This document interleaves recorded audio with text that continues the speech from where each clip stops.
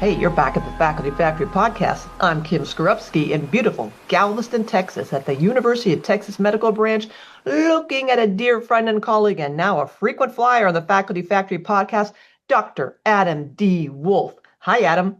Hey, how's it going, Kim? Good. Dr. Wolfe has been here 3 times. You've heard him talk about self-promotion and other challenges, key communication strategies, peer mentoring, and today he's with us to talk about something he said, and I quote, "Well, I've listened to a number of your podcast episodes, and people nibble around the edges, but they don't really talk about this directly. So I think we should talk about this." Dr. Adam D. Wolfe, tell us, what is this that people nibble on? Well, and I'll concede I may have missed if an episode directly addressed this, but elements of personal strategic planning. So being able to really think intentionally about what drives you, what is important to you, what should govern your decision making as you develop your own career. And I've heard a lot of discussion about mission statements, but then the question might be, how do we get there? So that's kind of what I suggested we might talk about today.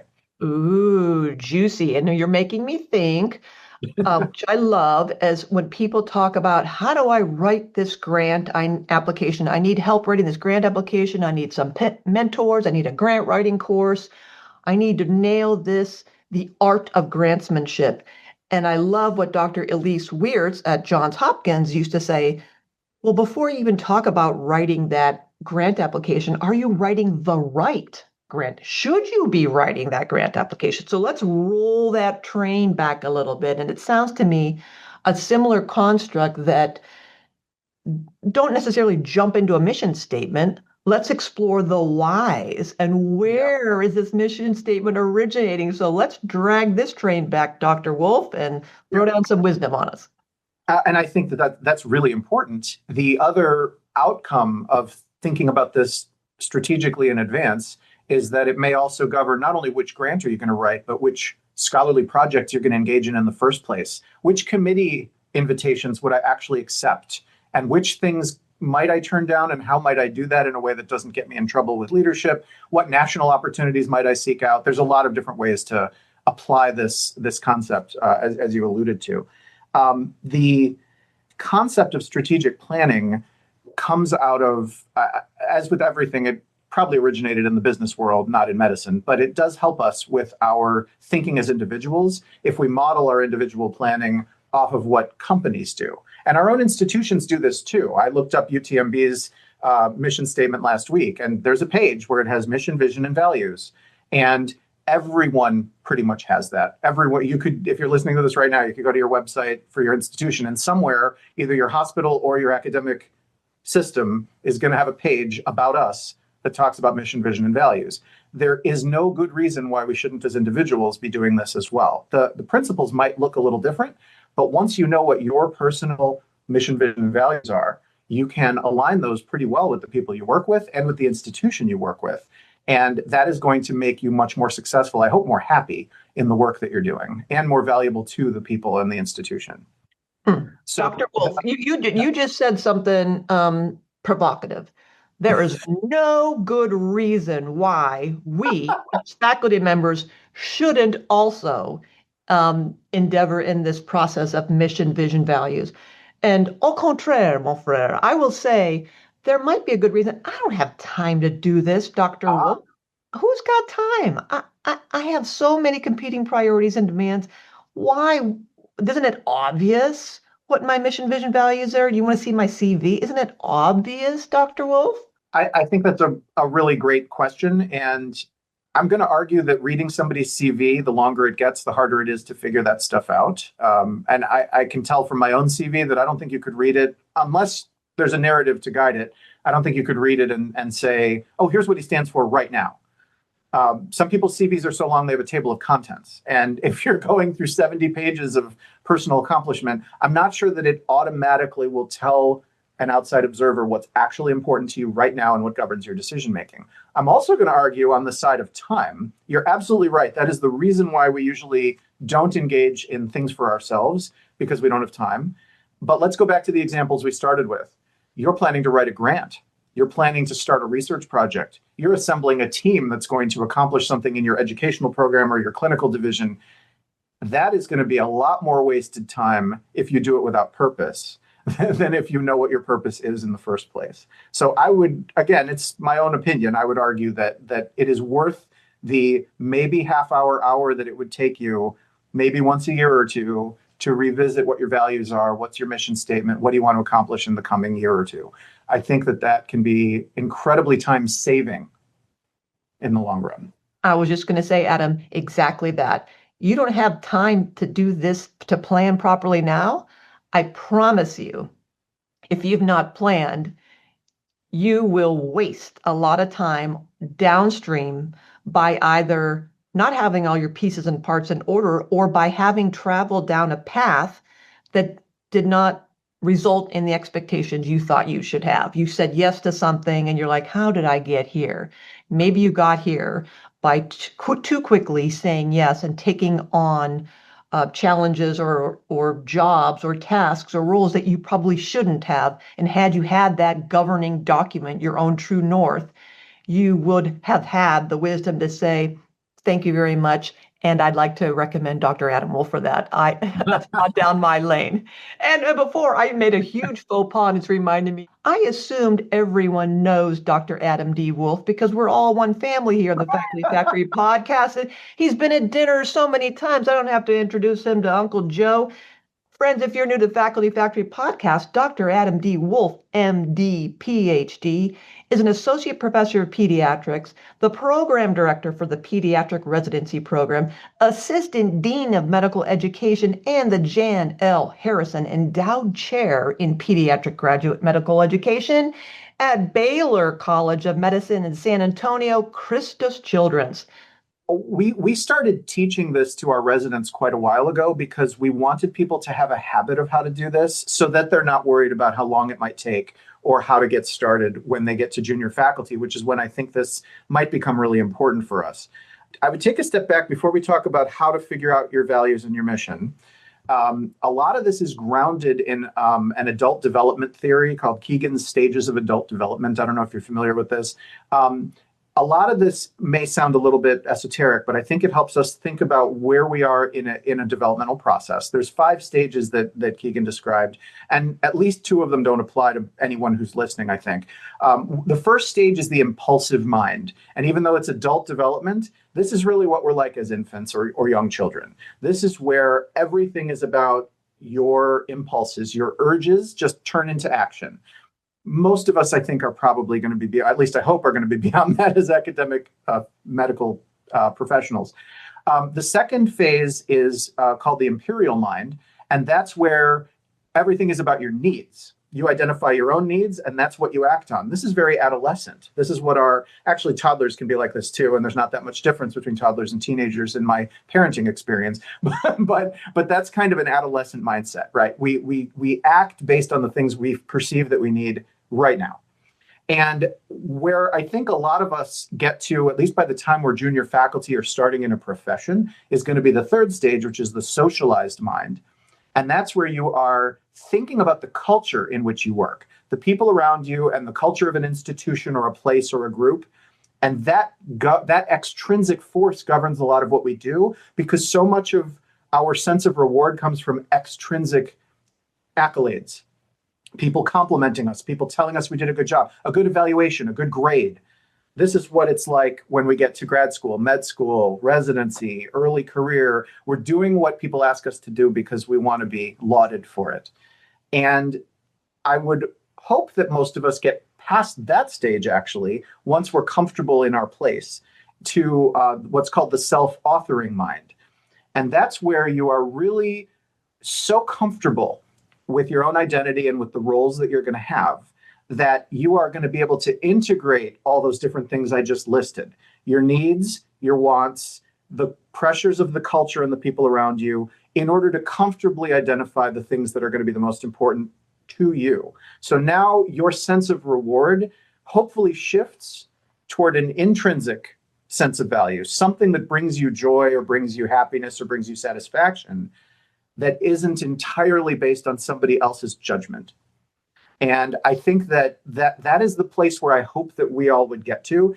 Keegan did describe a fifth stage, but then said fewer than 1% of us ever get there, which is the self-transforming mind. I'm not sure I've ever been there, which is you aren't fixed on any one identity or role. You are constantly shifting based on the people around you, the culture that you're in, the traffic pattern on the way to work. It doesn't, like, each thing that happens allows you to internally just shift your identity and your role freely into things that are going to be the most rewarding for you. It's harder for me to describe that stage because I'm not sure I've ever been there. But he also said that very few people get there. So I think that trying to get to that self-authoring point where we discover and then seek what it is that brings us intrinsic motivation, what is it that brings us joy or satisfaction, that to me is the most important purpose of strategic planning. So I hope that that's helpful for people to think about, even though it's a little bit out there in the psychological literature, as a reason for thinking about this.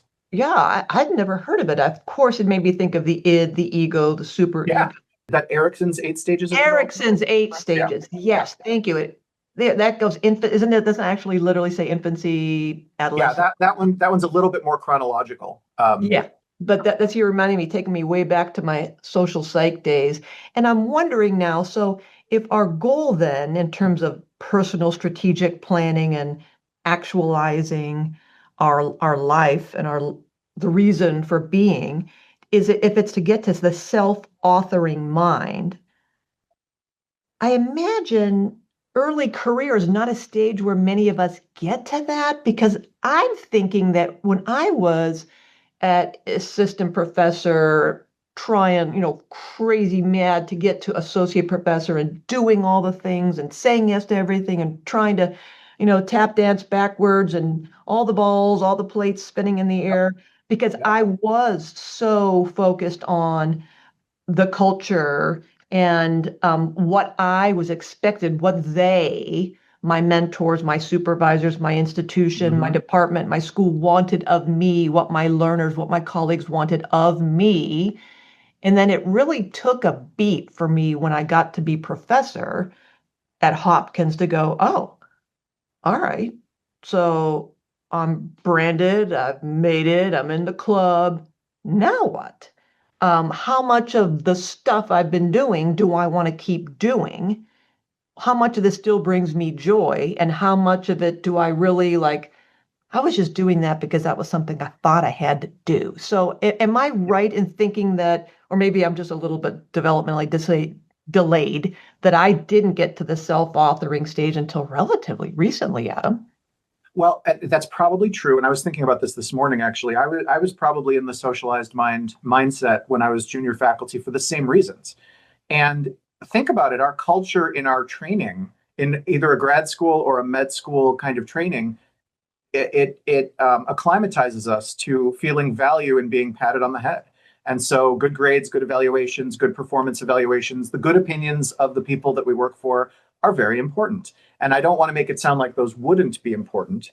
The real opportunity we have if we get to the self-authoring stage is to be able to put that in its own context. Not that I don't still love getting a good email from my department chair that I did something valuable for the department, but I want to look at it as I chose to do that thing because it felt rewarding to me. And if I hadn't gotten that email congratulating me from the department chair, I would still feel good about the thing I did. And so there's nothing wrong with seeking out that external validation. It's just that I also would encourage people to figure out where their internal validation is going to come from. What brings you joy? And that takes us to the concept of what you brought up earlier. What is your why? Why do you do the things you do? And if you're in the socialized mindset, you're going to mostly choose to do things because someone expected them of you, or you're seeking an evaluation of that behavior. And if you're in the self-authoring stage, you might be more likely to seek things out because you know you're going to get that tingly sense at the back of your head, like, that went well. That was so good. That really rewarded me. It filled my cup. Choose whatever colloquialism you want. But those are the ways that I describe this to residents, because they are still very much in the I need to get good evaluations mindset because they want letters of recommendation for fellowship or for jobs. That's all good. I'm going to write them that letter anyway. I just want them to be happy and rewarded in what they do. And then the other thing that, since you brought it up, this is not, I don't think of this as a linear scale. where you're just going to go in one direction. So I could imagine if I think of myself as in a self-authoring mindset right now, and I'm not planning to do this, but if I were to move to a new institution and take a new job, I would probably fall back into a socialized mindset, at least for a while, because I would need to prove myself to the people around me, and I would feel compelled to do that while hopefully choosing to do things that still I would be rewarding to me. But there's nothing hierarchically better about any one of these things. Although I think if you were in the infant mindset, you'd probably have a hard time keeping a job. But I think that there's nothing inherently, judgmentally better about one versus another. It's just where do you derive your motivation, I guess, is the question. And that's where the strategic planning part can be helpful in getting people to that place.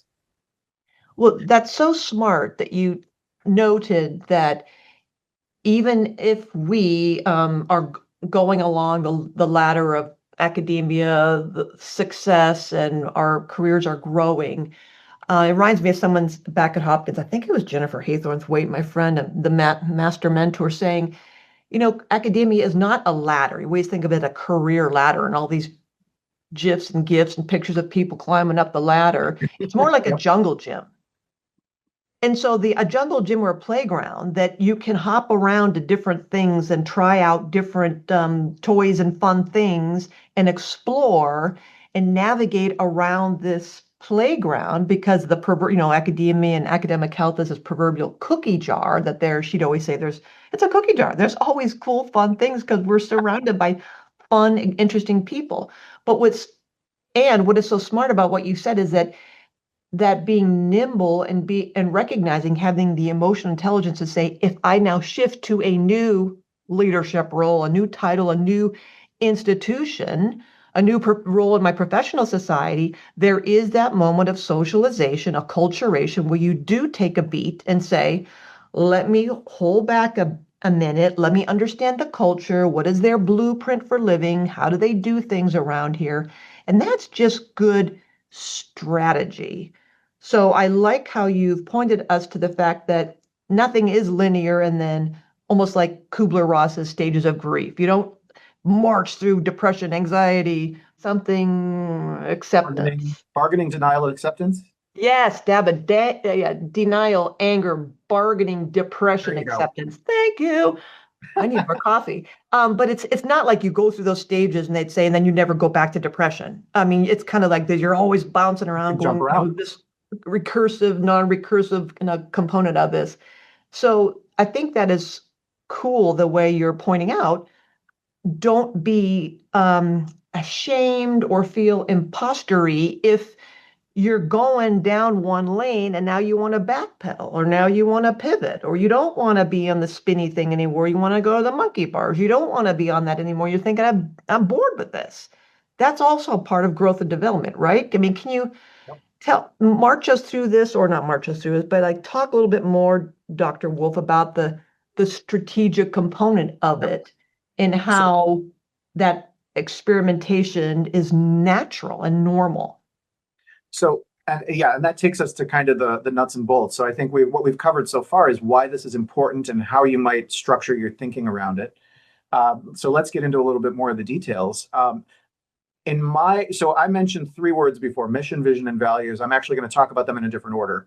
I think the first place to start is values. I think we all know what that word means, but if you haven't given thought to what your personal values are, I encourage you to do it. Every institution and every business of a certain size, at least, is going to have a list of core values. How they phrase them and what they mean by those words may be different. And that's going to be important to you personally, too. When I teach this, I give out to my residents a 4-page list of sample values. I have about 70 or 80. I just keep adding to it when I learn more from people or find other lists. And so I've got this Frankenstein of a list of values. And I encourage them to look down that list. I give them a long time to do it, like 15 minutes or so. In workshop terms, that's a long time. To identify a handful of those values that really speak to what's important to them as a person. And they can define that as my personal choices in my personal life, or it can be me as a professional, or it can be, I would encourage them to do a little bit of both. When I look down that list, and I obviously can't share it over a podcast, but if anybody ever wants it, they can email me and I'm happy to share this curriculum. for me, there are 6 core values that have been important to me. And I do every year or two, I go back and I look and see if there are new ones that I should replace with the old ones with, or if I should add anything. But the ones that are important to me are creativity or innovation, reliability, connection, flexibility and adaptability, belonging, self-determination, and integrity. That should be, I think that's 6. No, maybe it's 7. Sorry, I keep adding to my list. Those are really important to me. Those are things that govern why I do what I do. Now, what I tell the residents to do when they have that list, so I tell them to pick as many things off that big 4-page list as they want. And then we actually refine it. We tell them, okay, take that list of 15 and make it 10. Now pick the 5 that are the most important. So we can pare it down. We don't give them a fire hose to drink out of and just say, take a gulp. I'm just cutting it short for the sake of this conversation. But my example is those are the ones that I identified. Now, if I want to take those 7 and I want to refine this discussion further, I can look at those 7 things I just listed for you. And I can say for each one of those values, does it govern what I do when I behave? Does it govern how I do things? Or does it govern why I do things? And those 3 explanations might be different for individual values. So one person could choose integrity. Let's use integrity. A lot of institutions choose integrity as a value. Look at how they define integrity, because there's a lot of different definitions, and you want to know what theirs is if you want to align with it. My definition of integrity is having my behavior match my stated values. I think that, and that's not mine. I got that somewhere, but I think to me, that's the best definition. But different institutions might look at it differently. They might define it more simply as honesty, or they might define it more as reliability. It depends. I could look at integrity and I could say the need to be truthful governs what I do. Or I could say the need to be truthful governs how I behave when I make decisions. Or I could say the need to be respected for my honesty and reliability governs why I do things. So you could take any one value and you could say, does it govern what I do when I act? Does it govern how I behave? Or does it govern why I choose to do things in the first place? Ooh. For me, of the list I just gave you, reliability and connection are what values for me. They are things I do when I'm behaving or when I'm acting professionally. There were 3, belonging, creativity, and flexibility, that are how values for me. Those are the ways that I approach my behaviors or the choices I make or the actions I take. And the 2 that really stand out as why for me are self-determination and integrity. And the reason I say that is that my entire, at least right now, and these do change over time, right now my leadership philosophy and my education philosophy is all about self-determination. I don't care what my learners do with their lives. I just want them to love it and be good at it. Mm-hmm. And so I need to be able to work with people to help them get where they want to go without imposing too much of my own ego on it. So that's why self-determination is a why for me. That is why I do what I do in education and in leadership. It's a little harder to do that clinically, but I try and offer choices to families as much as I can in my clinical work too. It's kind of an overarching philosophy for me. And I try to apply that as a parent, although that's much harder because you know what's best for your kids, right? But I try and apply that as a parent as well. I don't have a strong preference for what they do. I want them to love it and be good at it. So I hope that distinction makes sense, because then if an individual were doing this exercise and you come up with a list of values and you can drill down into just a couple of them that really define why you do the things you do, that can help you with the next step, which is developing your mission statement. Yeah. The other way to do this, if you're really struggling, like at this step, you're like, gosh, I can't nail down 6 or 7 easy words that describe who I am and what's important to me. There are a couple of other ways that you can start to get at this. Again, this concept of finding your why. And I need to give a quick shout out to the people that I borrowed this content from, because I've been teaching this for a long time. But then I went to a workshop, now I can't remember what year it was. I think it was 2 years ago at the Association of Pediatric Program Directors spring meeting. And there were 3 physicians from Hasbro Children's at Rhode Island, Tara Bamat, Sabina Holland, and Nicole Washington. And they presented a really nice summary of this. And they told us to ask our learners a handful of questions at getting at your why. So if you can't just pick off a long list of values, what's important, you could ask them some thought questions. And so now I do this with my residents too. I added this to our workshop. One was think about a small moment that made you feel inspired or joyful in your work and describe what it was. The second question is, which rooms, either figuratively or literally, are you running into that everybody else is running out of? And that can be a cognitive thing or it can be a physical thing. What is everybody else abandoning that you are embracing? The third question is, what are things that look or sound difficult on paper or in concept that make you insatiably curious? And then their fourth question was, what are the issues or situations that keep you up at night? Not in a ruminative way, but in an intellectual way. Things that you are just stimulated to be thinking about. Wow. There are other questions you could ask people, but I like these. And again, the three individuals I mentioned I think, came up with a really nice framework for this. What that allows you to do is it allows you to get at that other thing that I threw off during an earlier part of this conversation. There'll be moments where something happens in your professional life. You get an email, you get a phone call, you read a paper that gives you just that sense of physical satisfaction. For me, it's like that tingly sense in the back of your head. I think the internet people are calling it ASMR. That's what I'm seeing on my Instagram.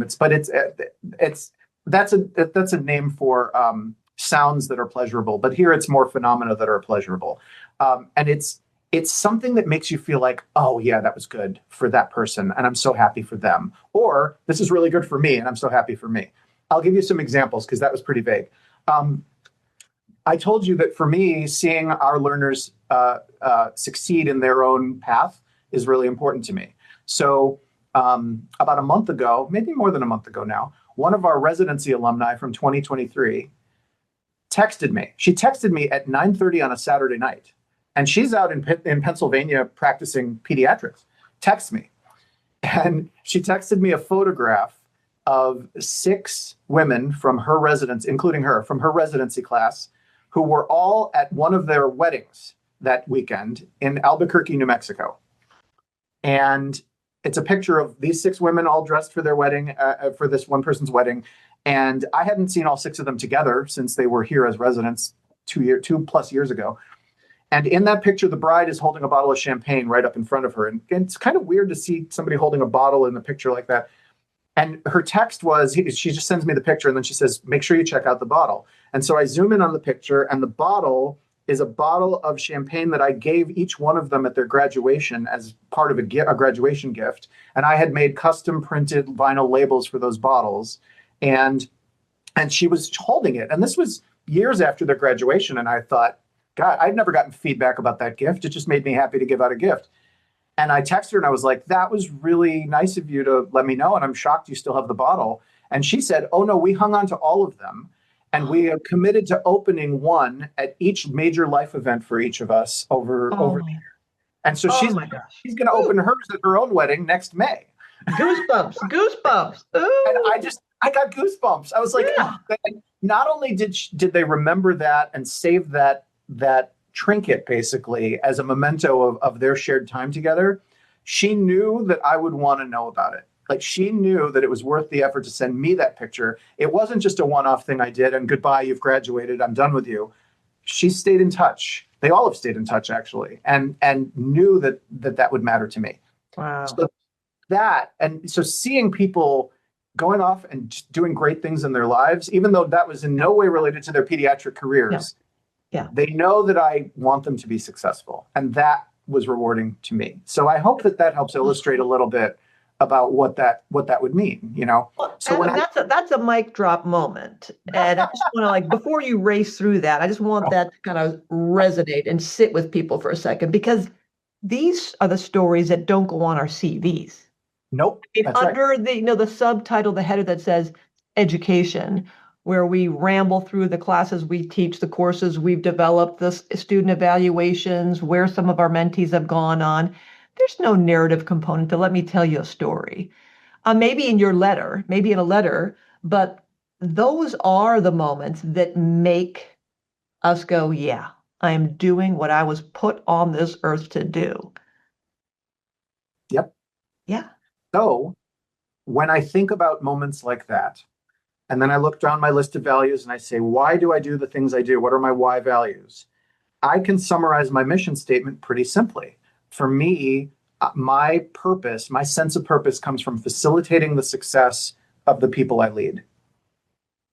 Boom. That's pretty simple. And I've heard you talk about your mission statement on the To podcast build before, community. to build community.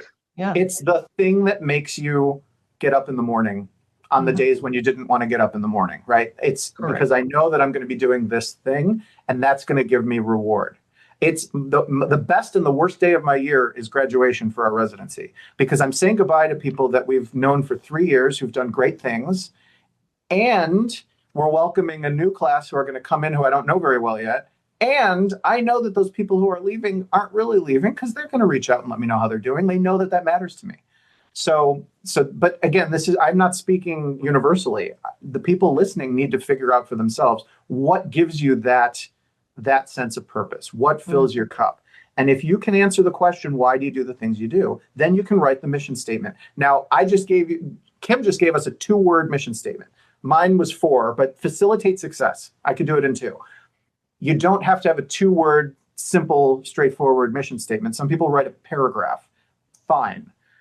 Describe and make it as long as you want, and then you can shorten it if you would like later, but describe why you choose to do the things you do. And yes, we're all going to be forced to do things we don't want to do as well. But when given a choice, if I look at my mission statement, I can say, is that opportunity going to advance this mission or is it going to distract me from this mission? And based on that, I can, if it's really a choice, if it's not something I have to say yes to, I can decide whether I'm going to say yes or not.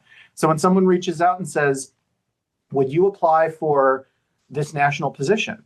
I could look at it and say, well, will this help me in facilitating success of people in this organization that are colleagues of mine, that are part of my network?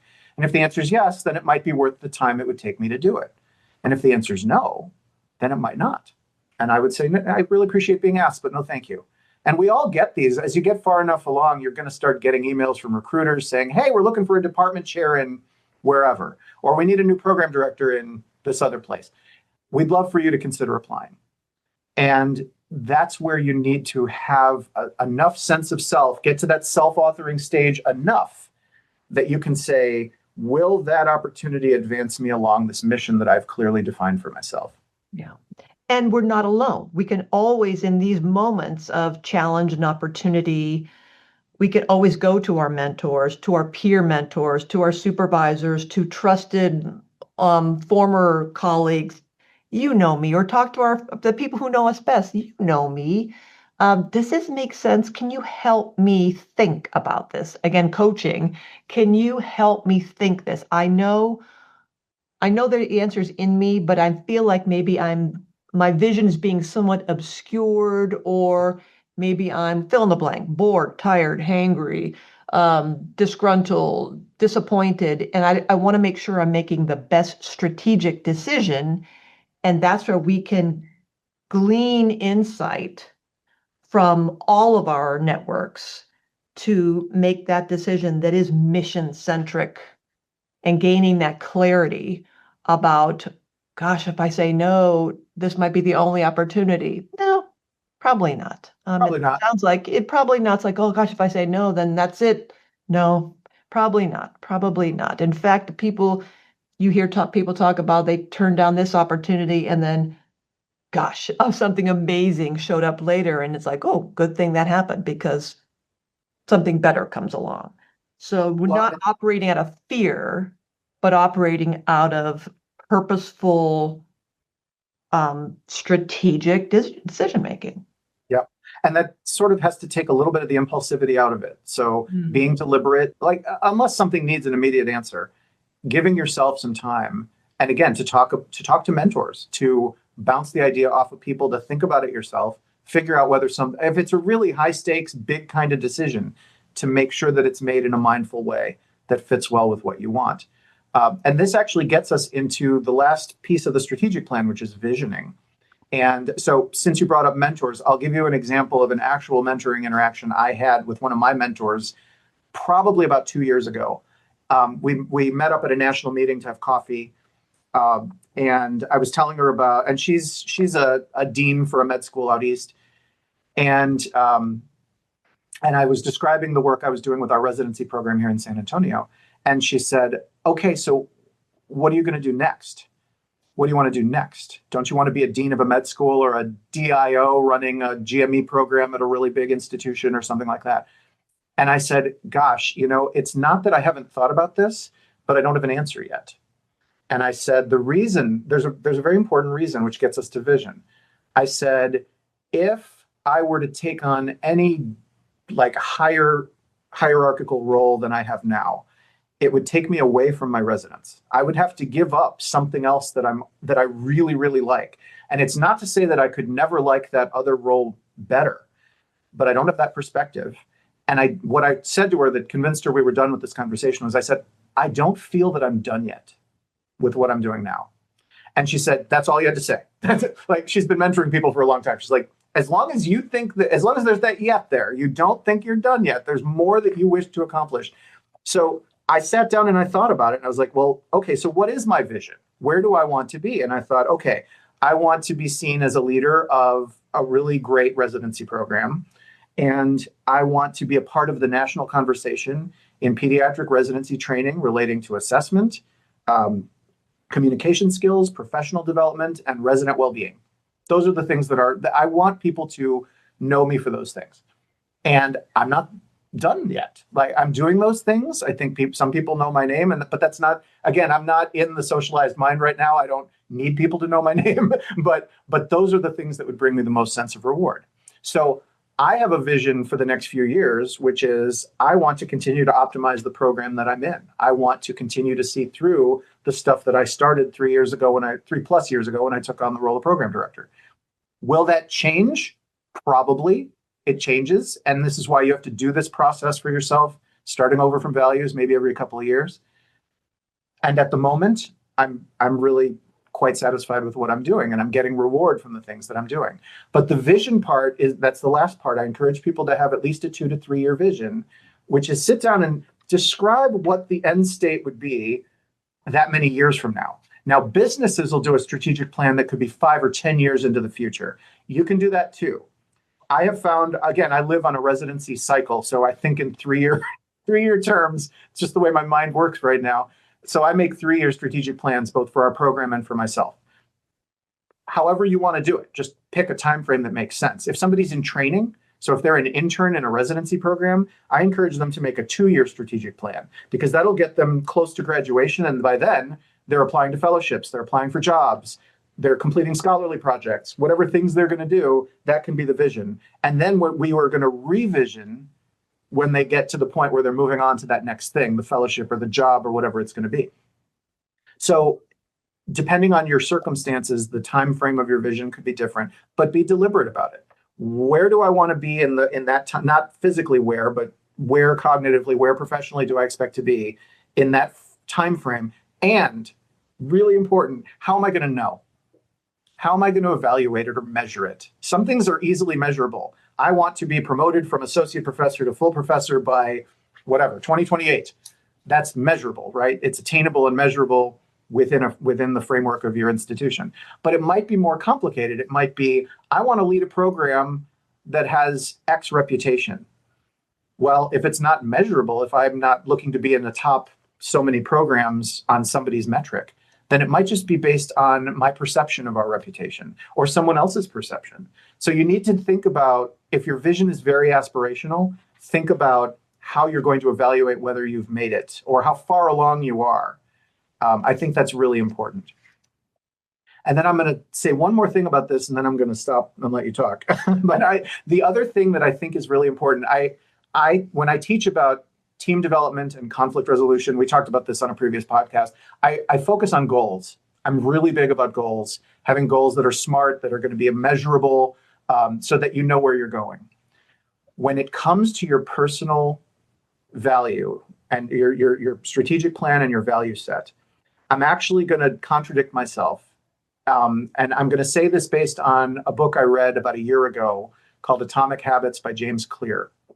And in that book, he rubbed me totally the wrong way about 3 chapters in, because in that book he said, Your habits cannot be based on goals. And I was like, what are you talking about? Goals is everything. Goals is the most important thing.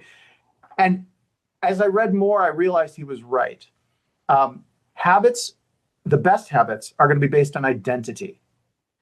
It's based on who you are. Because if you create a habit or a practice or an action, and it's based on a goal, then once you achieve the goal, what happens to the behavior? Do you just stop? Mm-hmm. So maybe a better example is non-professional. If I'm going to start working out and go to the gym and my goal is to lose 10 pounds, then what happens when I lose 10 pounds? Do I just stop going to the gym? That's not going to be very sustainable. And it is January right now when we're recording this, so everybody's probably planning to go to the gym because it's the new year. That may not be the best way to approach those habits. It might need to be, I have to adopt the identity that I think somebody would have if I'm an athlete. if they want to look a certain way or they want to feel a certain way about their fitness and their health. And that's different from a goal that's measurable. And then once it's attained, you might stop. So when I think about visioning and strategic planning, I think identity has to take priority over goals so that you can figure out who you are, what rewards you, so that you don't just stop after you reach a certain goal. So if my vision is to get promoted, I need to then immediately turn around and develop a new vision after that happens, because I don't want to be visionless or rudderless after I achieve the goal. So the goals are important, but they fit underneath the visioning and that's driven by your value set. And you determine that by the whys. That comes from your why. Yep. Why is that your goal? Is it because someone else told me I need to? Because my parents told me I need to? Because my mentor said I should? What's the why? And I love that you harken back to Atomic Habits. Yeah, I'm not going to run a marathon. I'm a runner. I'm an athlete. I want to get fit because I'm an athlete. I'm a healthy person. I'm not going to diet and restrict myself to calories a day. I am a healthy eater. That really shifts that I am a scientist. I am an educator. That gets to the why. I love it. Such good stuff. I'm so excited. And I really, that's so important that when on the visioning earlier, you said, in terms of asking like, what's next? What's in my foreseeable future? I'm not done yet, you said. I'm not done yet. If you have this sense of, I have not completed my mission here, I've not done the things, you have to at least start it. So I'm not saying I have to, finish and do everything. No. But when there's something in you that says, maybe like an artist, this painting isn't quite done yet. And then maybe they know that last stroke, now it's done. That sense of knowing that, yes, my work here is done. I've built all the things, I've taught all the things, I've performed all the procedures, I've done the things, and now I've stopped growing. I've stopped growing. And that was when you've outgrown the pot you're in and you've honestly explored all the different things you could do. Then maybe that's the consideration of, all right, maybe it is time for me to move upward, outward, more deeply inward. That kind of what initiates the change, or any change we make in our lives is am I done here? Am I ready for the next thing, whatever the next thing is? And it comes back to, that the identity. How will you know? Well, who are you? Who are you becoming? What am I becoming? I was this, and maybe now I'm that. What is my new identity? And we only can get there through the process of strategic planning, which involves starting with our values and our identity, which drives a mission to boldly go where no man or person has gone before. And how do I see that happening? Yep.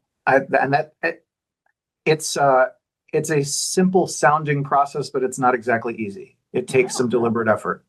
Yeah. Great stuff. All right. Dr. Adam D. Wolfe, you can get a hold of him. Adam, ADAM, period, Wolfe, WOLFE, at BCM, Baylor College of Medicine, bcm.edu. You can find all the things about him on facultyfactory.org. Dr. Wolfe, thank you so much. I'm going to leave some parting comments to you about personal strategic planning. I just thank you so much. And thanks, Kim. It's really great to be invited to participate in this. I think the take-home point, if you remember nothing else, is pay attention when you get that sense of sublime satisfaction from something that happens around you or something that comes your way. pay attention to that and think about what led me to that moment and how can I do more of it, because that may feed into your why and help you jumpstart this process.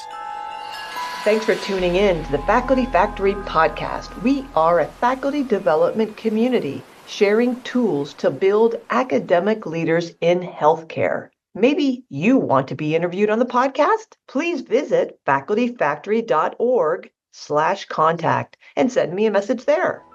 The Faculty Factory podcast and website is sponsored by the Office of Faculty Affairs at the University of Texas Medical Branch in Galveston, Texas.